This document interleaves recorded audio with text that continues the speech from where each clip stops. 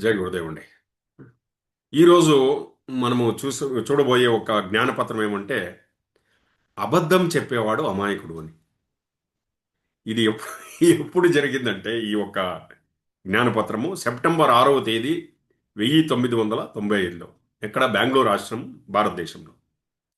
ఆ, మనకు చాలా దగ్గరున్న వ్యక్తి, మనము నమ్మాము అతన్ని. ఓకే, అతను ఒక్కొక్కసారి అబద్ధం చెప్తాడు. అయితే పట్టుకునేస్తాం మనం. అతను అబద్ధం చెప్పినప్పుడు తెలిసిపోతుంది మనకు అబద్ధం చెప్తున్నాడని. అప్పుడు మీకు ఎలా అనిపిస్తుంది? గురుగారు అడుగుతుంది, దుఃఖం అనిపిస్తుందా? కోపం వస్తుందా? మోసపోయామని అనిపిస్తుందా? ఆ? నిరాశపడ్డామా? ఆ వ్యక్తి మీద ఎక్కువ ఎక్స్పెక్టేషన్స్ పెట్టుకున్నామని? ఆ వ్యక్తి గురించి కరుణ అనిపిస్తుందా? ఓకే, అతనిపైన ఉన్న ఒక మర్యాద కోల్పోతున్నామా? ఆశ్చర్యం అనిపిస్తుందా? షాక్ లోనయ్యారా?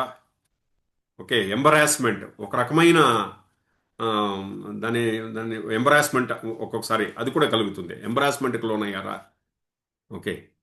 సో ఎవరైనా అబద్ధం చెప్పేటప్పుడు పట్టుబడ్డాడు అనుకోండి, వాడు మంచి అబద్ధం చెప్పేవాడు కాదు. ఒక మంచి అబద్ధం చెప్పేవాడు పట్టుబడ్డు యాక్చువల్లీ. ఇతడు చాలా అమాయకుడు, అందుకే పట్టుబడ్డాడు. అబద్ధం చెప్పడం కూడా రాదు వాడికి. సో అతనికి అబద్ధం చెప్పేది వచ్చింటే పట్టుబడేవాడు కాదన్నమాట. సో మనకు తెలియదు ఎవడు బాగా మంచి అబద్ధం చెప్పేవాడు అనేది మనకు తెలియదు. ఆ? సో మనం ఎవరు చాలా బాగా అబద్ధం చెప్తాడు అని అనుకుంటాం చూడండి, వాడు పట్టుబడిపోయాడు. వాడు చాలా అమాయకుడు అనమాట.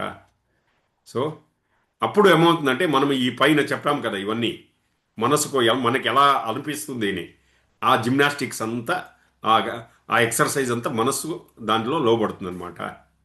దానికి బదులుగా ఏం చేయాలంటే గురుగారు, ఓకే, ప్రేమలో మునిగిపోండి, మీలో మీరు కరిగిపోండి.